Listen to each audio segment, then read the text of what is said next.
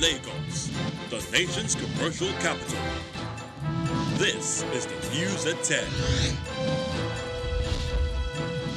Live from Channels Television.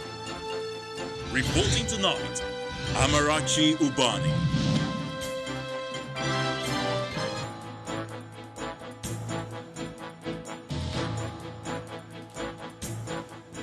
Tonight, President Muhammadu Buhari promises prioritization of health interventions, launches 62.1 billion naira HIV and other public health emergency fund. Senate Minority Caucus demands presidential assent to re-amended Electoral Amendment Bill.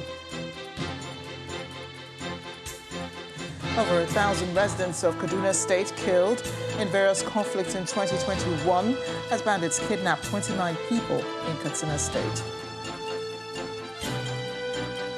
And ECOWAS condemns reported coup attempt in Guinea-Bissau, asks soldiers to return to their barracks. Plus, other international news from the London studio. On Business News tonight, Vice President Professor Yemi Osinbajo identifies key areas the National Council on Privatization must tackle to accelerate economic development in the country. On Sports News tonight, after a two-day break, Senegal and Burkina Faso kickstart the semi-final of the African Nations Cup on Wednesday in Yaoundé. And from Abuja, House of Representatives seeks speedy justice dispensation for killers of 5-year-old Hanifa Abubakar in Kano.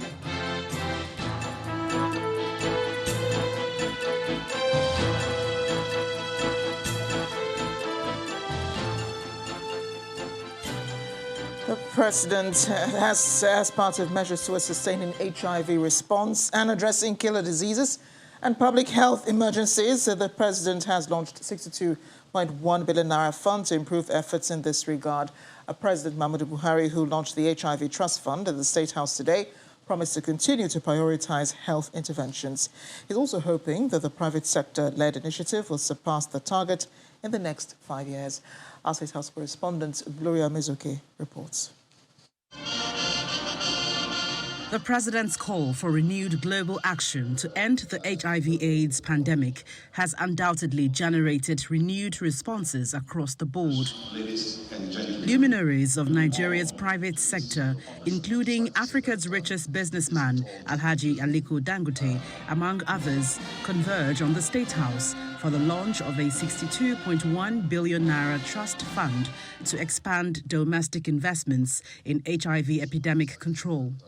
We have continued to make good our commitment of placing more people living with HIV on treatment annually using national resources. However, strong domestic resources mobilization with an enduring partnership and shared responsibility is required to sustain the response to HIV and other emerging public health emergencies.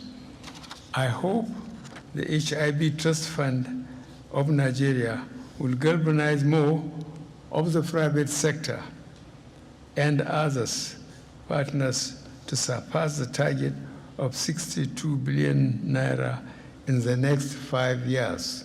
Currently, a total of 1.7 million Nigerians are living with HIV, while 1.6 million of that figure are on treatment. Our national coverage of prevention of mother-to-child transmission is less than 50%, leading to about 22,000 cases of new mother-to-child transmission of HIV every year in the country. Securing a financing mechanism to guarantee a generation of HIV-free babies is the basis of today's launch.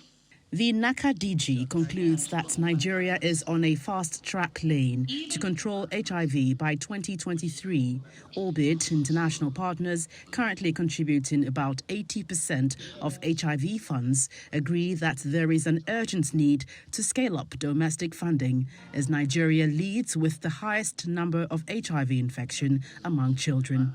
The United States remains committed to supporting Nigeria in reaching and sustaining HIV epidemic control, but we also believe that national ownership is critical to its success. The next phase of our game plan is to sustain these gains by ensuring that funding gaps are filled to keep people living with HIV on treatment. The United Nations had earlier asserted that the COVID-19 may push back progress on HIV by a decade, but also shares the optimism that crystallizing a domestic financing mechanism can halt the mother-to-child transmission of the virus by 2030. From the presidential villa, Gloria Umezuke, Channels Television News.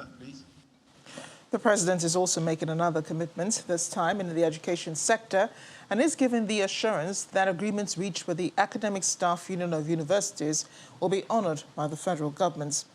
President Buhari made the pledge when he received members of the Nigeria Interreligious Council, led by the co-chairs, the Sultan of Sokoto Alhaji Sa'ad Abubakar III, and the president of the Christian Association of Nigeria, Reverend Samson Ayokunle, at the State House.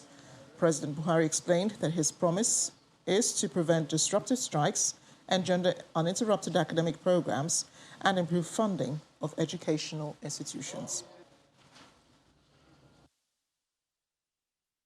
And all its component parts.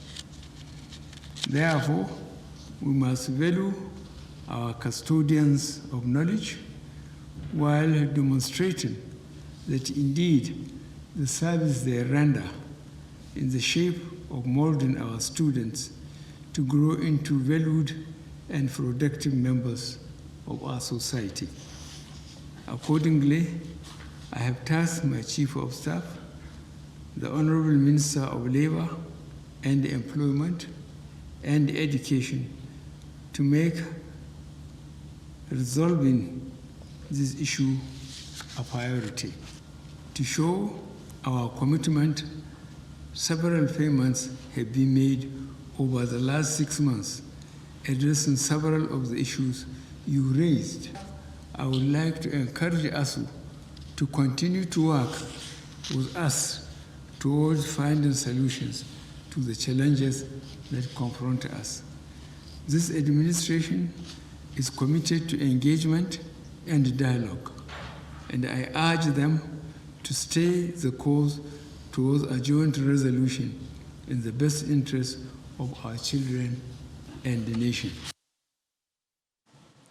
To electoral matters, following the transmission of the re-amended Electoral Act bill to the President, the People's Democratic Party's National Assembly caucus is calling on President Buhari to sign the bill without delay.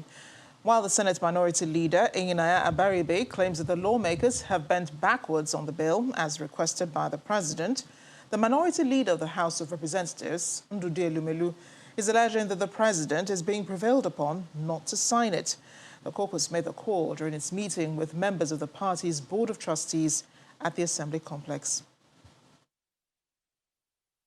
I want to use this opportunity to ask President Muhammadu Buhari to sign the Electoral Act, which the National Assembly has bent over backwards to make sure that everything that he has complained about, we have given it to him. And so there is absolutely no reason why the Electoral Act is still with him. Just like my colleague said, we have made them, they said they want direct primaries. We say, okay, if it will mean giving Nigerians a very sound reform, electoral reform, we accept. They came back again and said, oh, we have rejected. They are the ones rejecting. They say, okay, we want indirect. We say, we agree, but give Nigerians electoral reform. They came back again and said they want consensus. We have given them consensus. Again, I'm hearing that amongst them, those APC governors and whatever, with their rule, are still plotting for president not to sign. Nigerians are tired of APC. Meanwhile, the list of presidential hopefuls continues to swell by the day ahead of the 2023 general elections. The latest to declare his intention for the nation's top job is a former governor of Anambra State and 2019 vice presidential candidate, Mr. Peter Obi, albeit with some conditions. Mr. Obi, in a tweet, says he will join the race only if his party zones the presidential ticket to the south. He also asked that if the ticket is thrown open, Nigerians will also hear from him.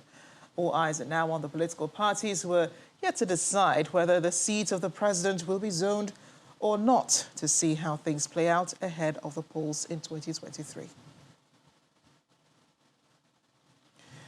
In the meantime, Governor Nyesom Wike of Rivers State has been speaking on the efforts by his administration to recover some critical assets, accusing the immediate past administration of the state of mismanaging such assets. The governor told PDP stakeholders in Port Harcourt that contrary to the claim by some people, there was no handover note to give account of the condition of the assets. He also dismissed talks about him emerging as running mate to a presidential hopeful in the PDP.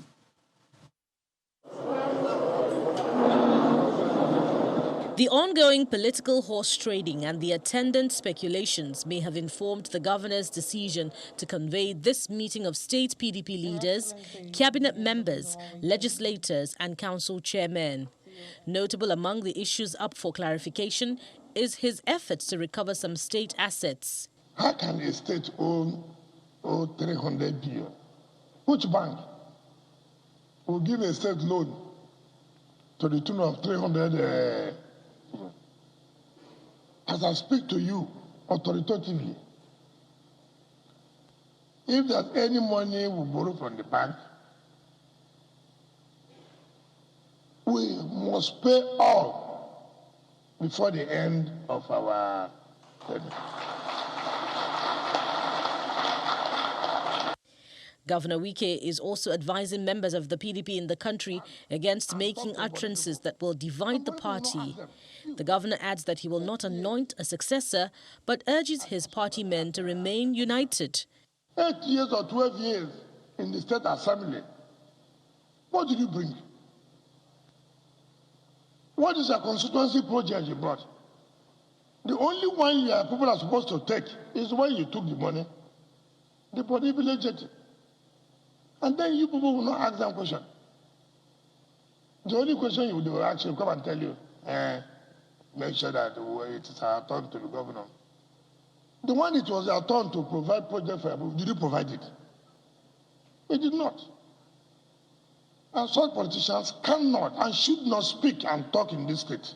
On his 2023 political ambition, Governor Wike will not be drawn into any matchmaking for the #1 seat in the country. Please discountenance anything you are saying. Oh, you'll be VP to this.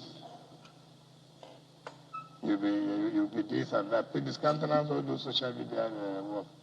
The South will make a statement very soon. I can tell you that. The South will make a statement very soon. For aspirants eyeing his seat, the governor advises that their ambition should be driven by preparation and sincerity of purpose. More politics now. The Boot Party will not be fielding a candidate to run for the Ekiti State governorship election come June 18th, 2022. The INEC chairman, Mahmoud Yakubu, made this announcement at the meeting of the Interagency Consultative Committee on Election Security, which was held in Abuja, to review security arrangements for the area council elections in Abuja, slated for February 12th. According to the INEC chairman, the Boot Party did not hold its primary election at any venue known or to be monitored by INEC. In the case of the Ekiti governorship election, the period earmarked on the timetable and schedule of activities for party primaries ended 3 days ago, on 29th January 2022. All 18 political parties served notices for their party primaries to elect their candidates for the election and invited the Commission to monitor them. One party adopted the direct method for electing its candidate, while 16 parties opted for the indirect method. However, from our field report, the Boot Party did not hold its primary election at any venue known to and monitored by the Commission. Consequently, we do not expect the Boot Party to nominate a candidate for the Ekiti State governorship election. On this note, let me once again warn political parties to strictly adhere to the Commission's timelines for all activities, including the conduct of primaries and nomination of candidates. These timelines are firm and fixed. No deviation or violation will be allowed. In part two, after the break, Kaduna State loses more than 1,000 residents to conflicts induced by security challenges. Do join us again.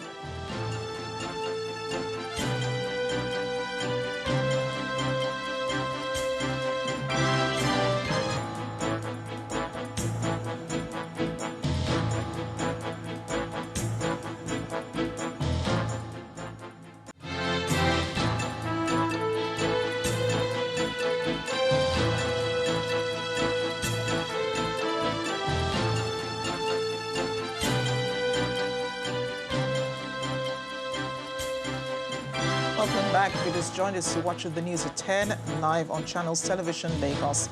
A reminder of our top stories. President Buhari promises prioritization of health interventions, launches 62.1 billion naira HIV and other public emergencies fund.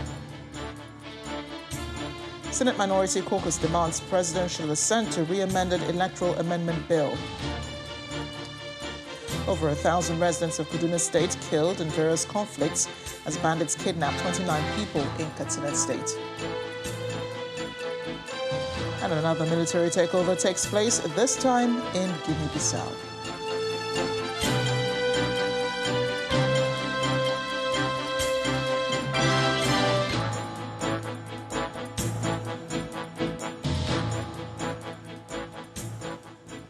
Time to get more stories now from our studio in Abuja. Here's Gloria. Hi, Gloria. Great to see you as always. Hello, Amarachi. Good to see you too. To security matters, in Katsina State, 29 people have been abducted by terrorists who invaded Rowan Gudia village in Faskari local government area of Katsina State on Sunday evening. The spokesperson of the State Police Command, Mr. Gambo Issa, who confirmed the number to Channels Television today, said security operatives were making efforts to ensure that the abducted victims are rescued unhurt. He explained that some of the victims could have escaped into the forests and might be trying to find their way back home. According to him, more security operatives, including mobile policemen, have been deployed to the community. Earlier, a source in the community told Channels Television that the terrorists, in their numbers and armed with sophisticated weapons, invaded the village on over 60 motorcycles and started shooting sporadically to scare the residents. Meanwhile, former Vice President Atiku Abubakar has described as quite unfortunate the prevailing security situation across the land. Alhaji Abubakar was speaking when he paid a courtesy visit to the Niger State Governor, Abubakar Bello, to sympathize with him and the people of the state over the incessant attacks on communities by terrorists. Earlier, he visited and held a closed-door meeting with the former military president, General Ibrahim Babangida, in his hilltop mansion in Minna. He also responded to a question about his plan for the 2023 presidential race. I will definitely let you know at the appropriate time. It's a very, very sympathetic situation. In fact, I got a very, very vivid picture of what is going on, in Niger State from the governor. I mean, it's just most unfortunate. More reactions continue to trail the recent kidnap and murder of 5-year-old Hanifa Abubakar, allegedly killed by her teacher in Kano State. Well, this time, the House of Representatives is calling for speedy dispensation of justice in the matter to serve as a deterrent to others. This formed part of today's resolutions of the House, which also adopted the report of its Customs Committee following its investigation of the alleged extrajudicial killings by the Nigerian Customs. Our National Assembly correspondent, Terry Ikumi, reports. Lawmakers in the Green Chamber observe a minute of silence for Hanifa Abubakar, the 5-year-old girl who was kidnapped and killed on December 14, 2021 by her teacher. The soul of the young Hanifa rest in peace. The moment of silence is sequel to a motion of urgent public importance. Mr. Speaker, honorable colleagues, I assure this matter is treated urgently and to the logical conclusion, giving necessary justice it deserves, so that punishment will deserve as deterrent to others while similar motives.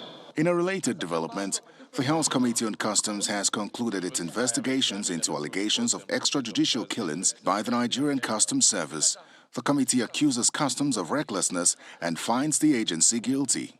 There was an incident that happened not quite long before, not between Customs, but some people came to attack the town. So people were thinking it was the same people that came in to attack them. So they came out in defense and they were trying to defend their people. And the process, Customs shot as a defense, and the process, some people died. On the other side of GBR, in our own investigation, we discovered that it was as a result of the reckless driving of that driver, who is a customs officer, that led to the deaths of these 10 people. According to the committee, the incident, which took place in Jibia local government area of Katsina State, Ibarakba and Ishayin local government areas of Oyo State last year, claimed the lives of 18 people and left many others injured. The House recommends payment of compensation totaling 390 million naira to the families of the victims and the injured, and wants the officers involved prosecuted. Terry Ikumi, Channels Television News. Tenants in the Federal Capital Territory may soon experience some relief as the Senate has passed through second reading a bill to stop landlords in the FCT from demanding yearly advance rent payment. The proposed legislation is intended to reduce advance payment for new tenants to 3 months and thereafter proceed on monthly payment schedule. According to the sponsor of the bill, Senator Smart Adeyemi, this will make life less stressful for low-income earners in the FCT. Mr. President, in the FCT, landlords demand between 1 to 3 years advance rent. This automatically adds a huge burden on the masses, subsequently giving rise to desperation and corruption of majority in this city. Advance payment for rent is indeed an outrageous tenancy arrangement, which is ungodly, un-African, un-Islamic, and un-biblical. Mr. President, even the United Kingdom and the United States, where we derive laws and system of governance, a tenant can only pay for where he has lived for a month. That is, it is a post-paid system, even in advanced economies of the world. This tenancy system, Mr. President, has continuously impoverished Nigerians who are salaried employees that can only pay rent after having received their monthly salary. That is when they are lucky to be paid as at when due. Distinguished colleagues, you may wish to know that many residents of the FCT are finding it difficult to cope with huge rent payment. And as an aftermath to this, Mr. President, many houses built within the city center for such purposes are empty.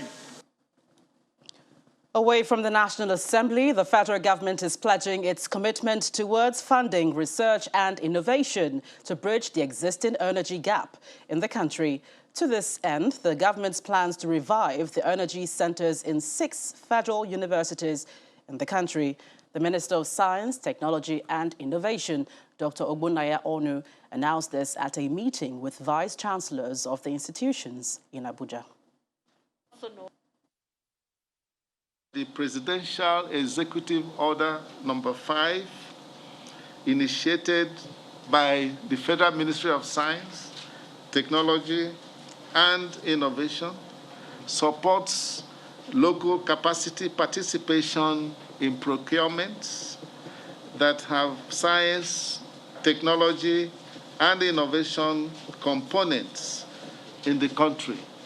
Hence, our professionals, contractors, and manufacturers have been elevated to the center of economic activities in our dear nation.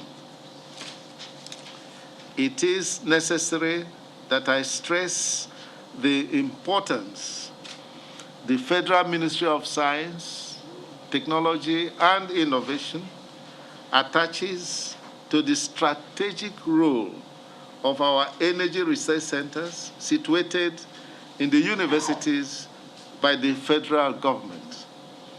I once again reiterate the need for an excellent working relationship between the Energy Commission of Nigeria and the host universities.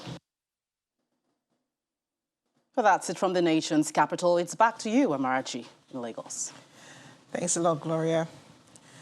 We'll continue with security issues here in Lagos. The governor of Kaduna State, Madam Nasir El-Rufai, is appealing to the federal government to urgently establish a military theater command similar to the one in the Northeast. This, is said, is to confront the security situation threatening the lives of people in 5 states in the Northwest geopolitical zone and Niger State in the North Central. Governor El-Rufai made this appeal when he received the 2021 Kaduna State Security Report, which puts the number of people killed in the state in 2021 at over 1,000. In all, the data presented indicates that over 1,000 people were killed in Kaduna State in 2021. And the security report shows that victims cut across all ethnic and religious groups. And going forward, the government says it's open to collaborating with credible persons and institutions towards tackling the insecurity once and for all. It's therefore in furtherance of the government's determination to be transparent on these security issues that a security situation report for 2021 is presented to the Kaduna State Security Council by the Commissioner for Internal Security and Home Affairs, Samuel Arwan, where he highlights all the challenges involved in the course of the year.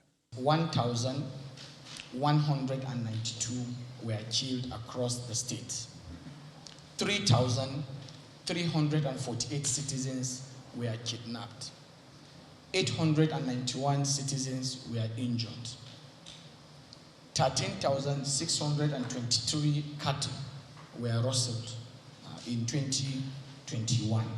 The General Officer commanding 3 Division in Jos Plateau State, Major General Ibrahim Ali, also speaks on how the military is helping in dealing with the issues. We have taken a new measure whereby anywhere anybody is killed, we must get to the root and try to arrest those involved so that the other group will see that the authority is trying their best to ensure justice is done. Receiving the report, Kaduna State Governor Nasir El-Rufai says the summary shows that an average of 9 people are kidnapped in Kaduna State on a daily basis, a situation which he notes is worrisome. The panacea, according to him, is for the federal government to establish a military theater command in the Northwest to help in curtailing the activities of criminal elements. The Kaduna State government appeals to the federal government to create a theater command similar to the situation in the Northeast, to confront the insurgency that has clearly emerged in 5 states of the Northwest and Niger State that share continuous and contiguous forest ranges. The creation of such a theater command will enable a holistic approach to counter-insurgent operations across the 6 affected states and the enhanced coordination of the resources of the armed forces, the Nigerian Air Force, the Nigerian Army, and the Navy, as well as the police, the SSS, our respective state vigilance services, hunters, and other local volunteers to fight these insurgents. Banditry, kidnapping, as well as cattle rustling remain serious security challenges in Kaduna State, along with incidents of ethnic and communal clashes. And in spite of efforts by both the state government and security agencies to contain the problems, they appear to be intractable. But then the state government says it's not going to shift ground. To the courts now, a third prosecution witness, Dr. Ahoho Owojedo, has testified at the coroner's inquest investigating the controversial death of the Dowen College student Sylvester Oromoni Jr. Dr. Owojedo, who has been the Oromoni family doctor for 15 years, said he treated the late Sylvester from November 26th, when he arrived in Warri, till November 30th, 2021, when he finally died. While answering questions from the counsel to one of the accused Dowen College students, Senior Advocate of Nigeria, Godwin Onwaka, the family doctor, told the coroner, Magistrate Michael Kadiri, that he did not see any evidence of physical assault on Sylvester Oromoni Jr. when he treated him. He also admitted that the boy did not die of blunt force trauma. In the proceedings, which lasted over 7 hours at the coroner's court sitting in Ikeja, Dr. Wujedo said that he treated the late Sylvester at the Oromoni home in Warri because his condition was not life-threatening when he first saw him, and there was no evidence of fracture or dislocation on his upper or lower limbs. The doctor, however, admitted that the late Sylvester was in pain from November 26th to the 30th when he eventually died. While answering questions from counsel to the Lagos State government, Mr. Akin George, the family doctor who testified that he attends the same church, God's Grace Ministry International, with the Oromonis, admitted that the late Sylvester was taken to church by his family for prayers. The coroner, Magistrate Michael Kadiri, has adjourned proceedings till February 7th, when the father, Sylvester Oromoni Sr., and his daughter are expected to testify. In other news, the U.S. Consulate General in Lagos today launched its limited no-interview visa renewals to assist non-immigrant visa applicants in Nigeria who qualify to renew their visa. The additional visa policy, which differs from the previously known drop box that was stopped in 2019, applies to certain categories of visas guided by certain criteria, such as visas that expired within the last 24 months or will expire in the next 3 months from the date of application. According to the U.S. Mission Country Consulate Coordinator, Susan Tulip, there are about 10,000 visa appointments scheduled for the month of February in Lagos. She advises applicants to visit www.ustraveldocs.com/ng to check their eligibility and begin their application. Once you log in and you put in your visa fee, you'll have to answer a series of questions to make sure that you actually qualify for the program. And it's important you answer those truthfully, because if somebody is not too sure and doesn't have the correct information, we will not be able to accept it, and then you'll have already used your visa fee for the program, and you may not be able to find another visa appointment right away. After you do that, you'll print out a letter, which is what you'll take with you, and it tells you the date and time and everything you need to bring when you come to drop off your application for a renewal without an interview. You'll come here on that date and time, and just like you would if you're coming for an interview, you'll join us outside in our visa pavilion and submit all your documents. But instead of having to come in for an interview, that will be it. We'll process your application. It's important to note that not everyone who applies, even if they meet the criteria, will receive their visa without an interview. Like I was mentioning before from the program that was suspended in 2019, there are people who will have to call in for an interview, even if they meet the criteria, because we'll have some questions about a prior travel history or maybe an arrest record in the United States or something else that we need to clarify. And they will have to come for an interview. If you are qualified for the program and qualified for the visa, we'll send your visa and passport back to you to the DHL site that you selected as part of this initial process. If you are not qualified to renew without an interview, we need to see you. You receive your passport and a letter to that effect back, and then you can book a separate appointment to come in for that interview. We do have people who have booked as far out as 2023 or 2024 because we have so few appointments available. Those people, there are instructions on this piece of the website, but I can say that those people are welcome to make sure they qualify first for this program. They'll then need to cancel the current appointment they have, and they can reuse that visa fee, their fee receipt number, to book one of these appointments. Now, if they meet the criteria and they're interested in doing that, I would urge them to do it very quickly because, like I said, this is a limited amount of appointments we have for this month. Although it's quite a large number, we have about 10,000 appointments available right now for people to participate in this program, and that's just for February. To some company news now, over 281 companies have benefited from the COVID grant relief under the Export Expansion Facility Program.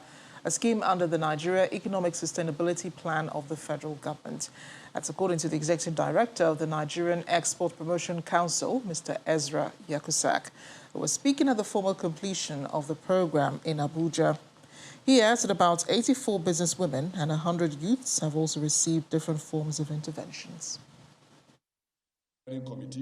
This interactive session is to give an update on the implementation of the Export Expansion Facility program 1 year after a committee was set up for its implementation. The 50 billion naira program is part of the federal government's 2.3 trillion naira economic and stability plan. The aim is to protect business from the impact of the COVID-19. Other interventions under the EAP program included 2,000 farmers who were trained in good agricultural practices and food safety standards.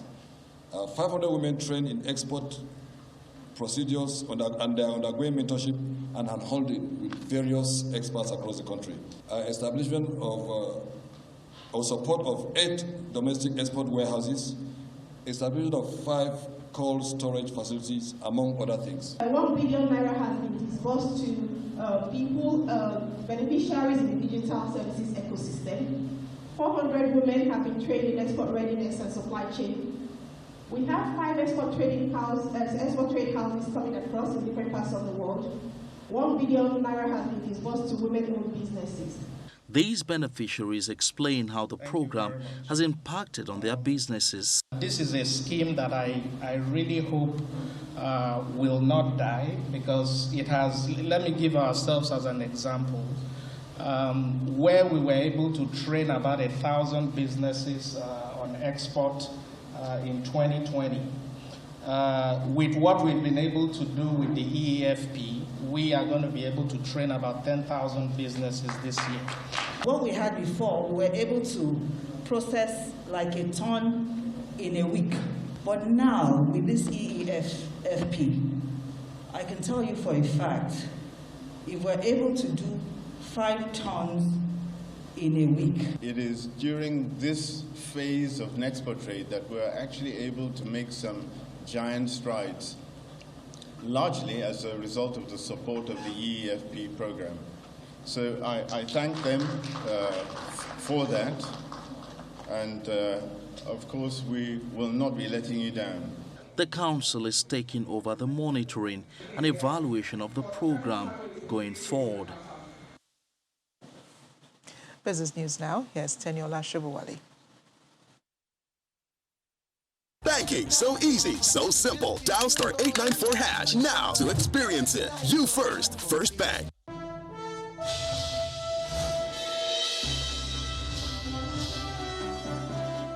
Thanks a lot, Amarachi. Welcome to Business News. Vice President Professor Yemi Osinbajo has asked members of the newly reconstituted National Council on Privatization to tackle critical issues such as power and transportation to drive the country's economic development. The Vice President, who made this known during the inauguration ceremony, charged members to carry out sector reform initiatives in line with the Public Enterprises Act of 1999. The Vice President further noted that the NCP, since its inception, has generated about 1 trillion naira as revenue from completed transactions and reforms. Meanwhile, Vice President Osinbajo says there must be a complete reorientation on the exercise of regulatory authority in the country in order for businesses and investors to thrive in Nigeria.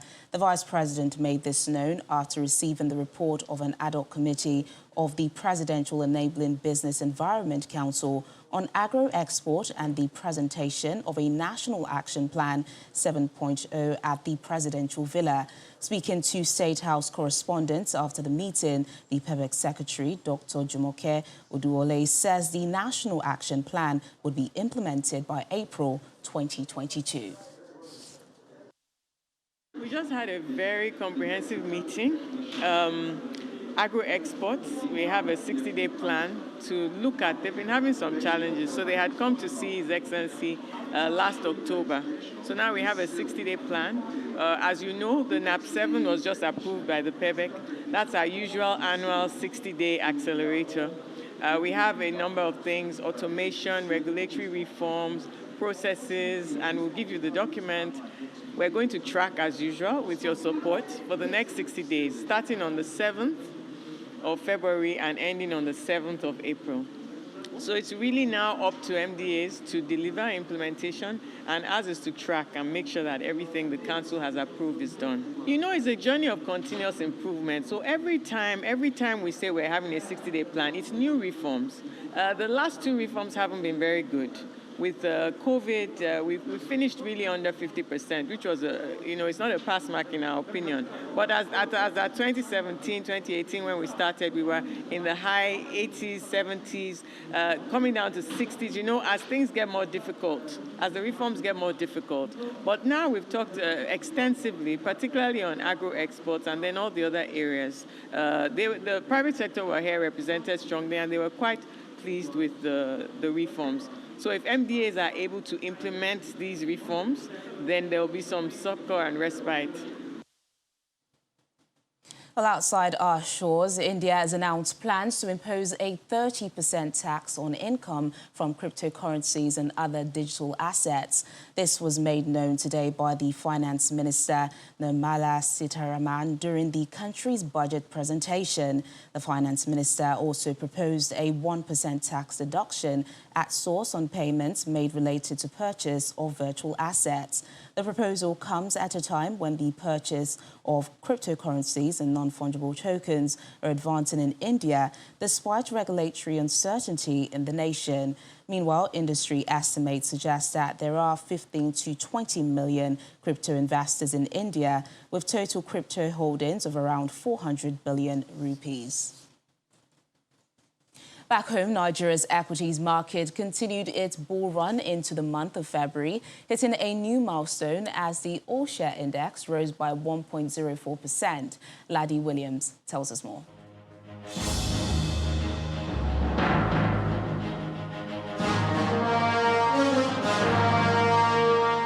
Hello and welcome to the Stock Market Report. Well, the first trading day in February begins with a bang as the local bourse hits a new high.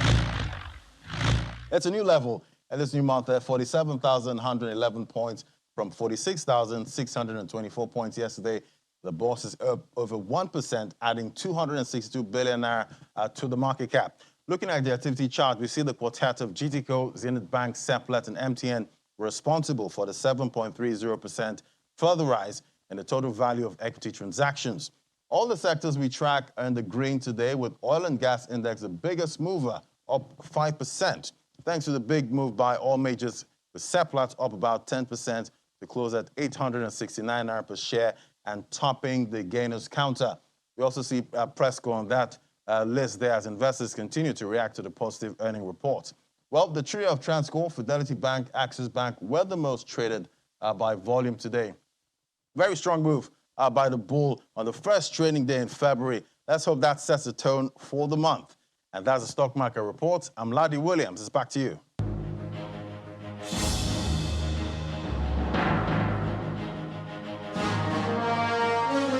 Thanks a lot, Laddie. Let's find out how other global markets ended the day.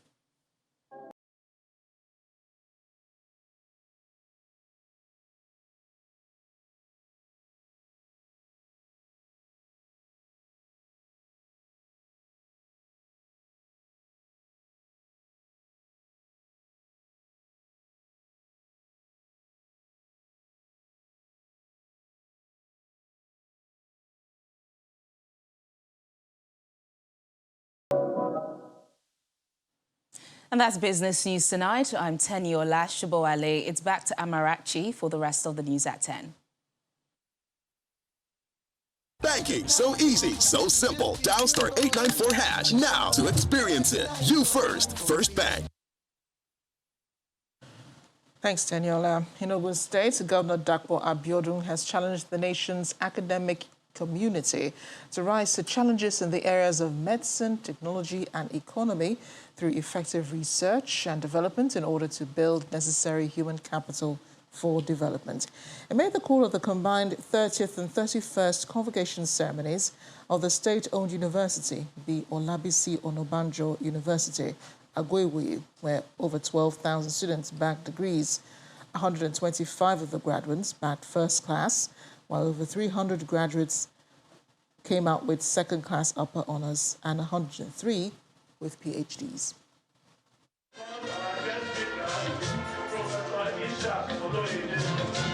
It's the 30th and 31st convocation ceremonies of the Ogun State-owned Olabisi Onabanjo University, and the governor, Dapo Abiodun, who doubles as the guest of honor in the institution, joined the academic procession to flag off the event.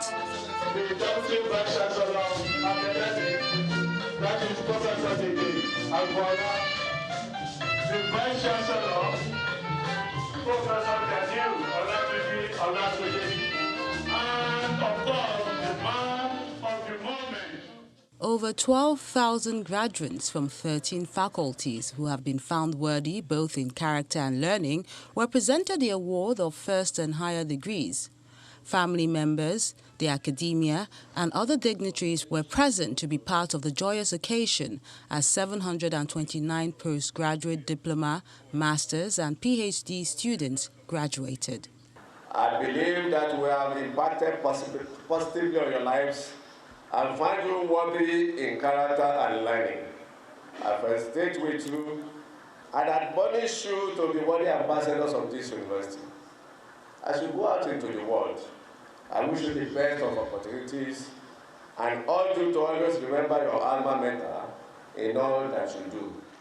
The Joint Admission and Matriculation Board Registrar, Professor Isiaq Oluyede, who delivered the convocation lecture titled "Your Future is in Your Hands," admonished them on self-discipline and control, time management, as well as perseverance, especially at a time the country needs high moral values to address the ills in the society.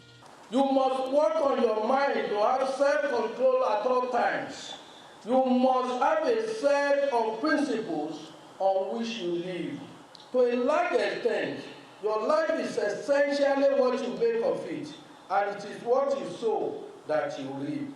While commending the university management for purposeful leadership, the governor challenged them to continuously improve human capital in order to facilitate growth and development.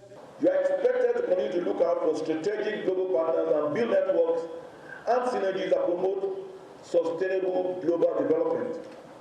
Be dynamic in your interface and response as the environment continues to depend on the capacity of the university in meeting new challenges. And as a reward for hard work and diligence, 2 students who excelled in their academic pursuit were rewarded with automatic employment and a cash donation of 1 million naira each. Beyond our shows now, ECOWAS has condemned what it says was an attempted coup in Guinea-Bissau and called on the military to run to their barracks. It comes after gunfire was heard near the presidential palace, leaving 1 person killed. President Umaru Sissoco Embalo was thought to be attending a cabinet meeting during the incident. His whereabouts and that of his prime minister are still unclear. ECOWAS in a statement says it holds the military responsible for the safety of the president and members of his government. Here's Simon Pusey with more international news and around the world in 5. Good evening and welcome to the Channel Studios here in London with your international news around the world in 5. Ukrainian President Volodymyr Zelensky has praised Western backing in the face of Russia's military buildup and announced an expansion of the army. He told MPs support for Ukraine was the biggest since 2014 and said a new format of political cooperation was being created with the UK and Poland. MPs also held various flags of countries that are supporting their efforts. It comes as Boris Johnson and other EU leaders have travelled to Ukraine. Russia has repeatedly denied planning to attack the country, but has deployed an estimated 100,000 troops, as well as tanks, artillery and missiles within reach of its borders. Today, 1 year after the attempted coup was launched, a UN rights expert says Myanmar military rulers are committing crimes against humanity. It's about human rights, justice and decency. Tom Andrews also said the junta are operating like a criminal enterprise. New data suggests Myanmar is seeing increasingly deadly battles between its military and organised groups of armed civilians. Many of those fighting the military are young people who have put their lives on hold since the junta seized power a year ago. About 2.4 million of the 12 million school-aged children in Mozambique are not in education. That's according to the country's president, Felipe Nyusi. He also said his government was hiring more teachers to improve the student-teacher ratio in an effort to make quality education available for all. Mozambique has had numerous attacks by militants and natural calamities like cyclones that have damaged property.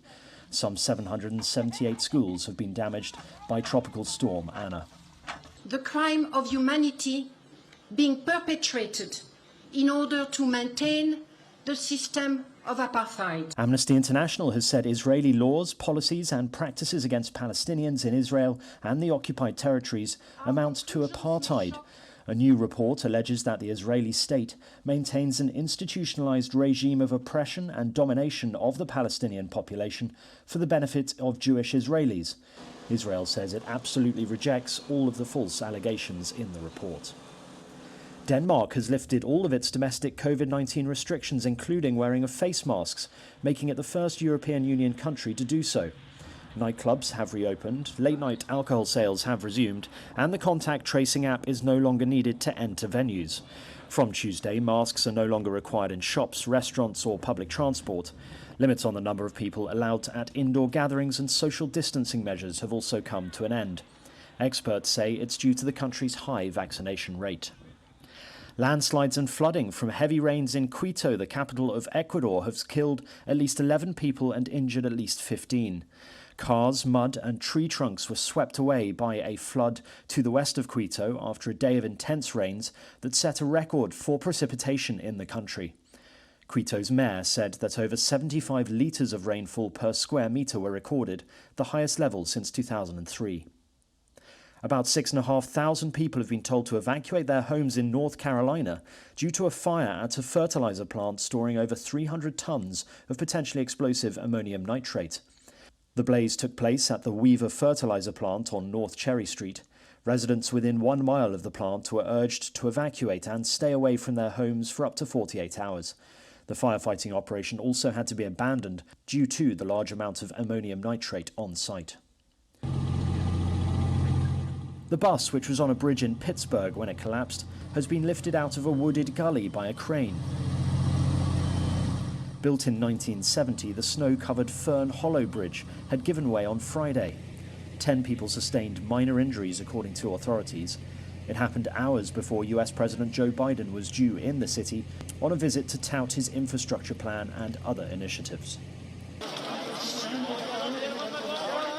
And finally, Hindu devotees have converged in northern India for holy dips by riverbanks on the occasion of Mauni Amavasya. Over 4 million devotees were estimated to have participated in the town of Prayagraj. Mauni Amavasya is considered an auspicious day and observed every year around January or February when no moon is visible in the sky. And that's your international news around the world in 5. Now back to the Channel studios in Lagos. Thanks, Simon. It's time for sports news. Here's Ayotunde Balogun.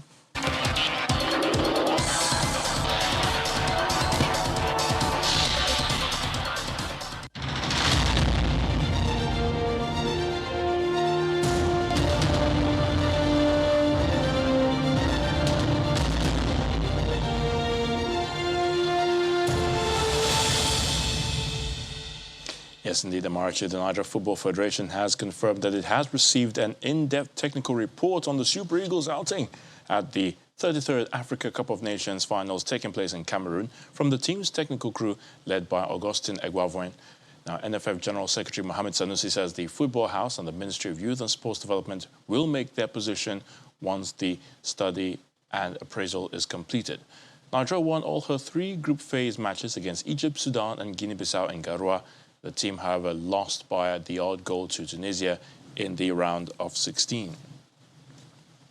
Burkina Faso coach Kamou Malo admits that the news of political unrest in his country is spurring the team on at the African Nations Cup as they prepare for Wednesday's semi-final against the Teranga Lions of Senegal.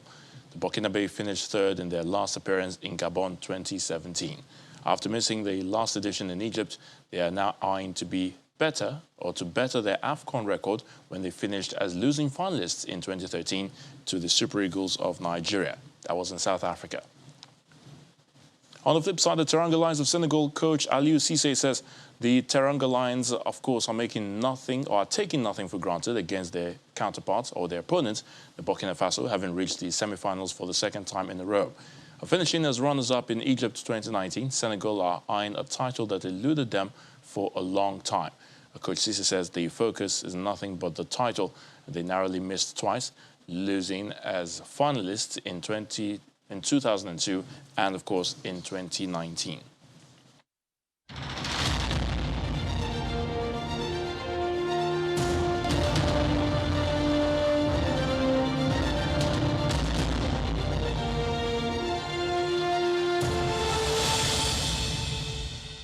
The Tampa Bay Buccaneers quarterback Tom Brady, widely considered the greatest player in the NFL history, has announced his retirement after an age-defying career during which he won a record 7 Super Bowl championships. The 44-year-old Brady spent 20 seasons with the New England Patriots, winning 6 Super Bowl titles before relocating to Tampa Bay and leading the Bucs to the championship last season. He appeared in a record 10 Super Bowls, winning the game's MVP award 5 times, and his 15 Pro Bowl selections is the most in league history. An IOC President Thomas Bach earlier today led athletes to sign the Olympic Truce mural Light of Peace on his tour of Beijing 2022 Winter Games, that's the Olympic Village. Murals have been part of the Olympic villages since the Olympic Winter Games in Turin of 2006. Well, the concept of the truce dates back to ancient Greece, representing a period during which war and conflict ceased to allow for safe travel to and from the ancient Olympic Games. And that's sports news. I'm Ayo Tunde. Begins back to Marachi for the round.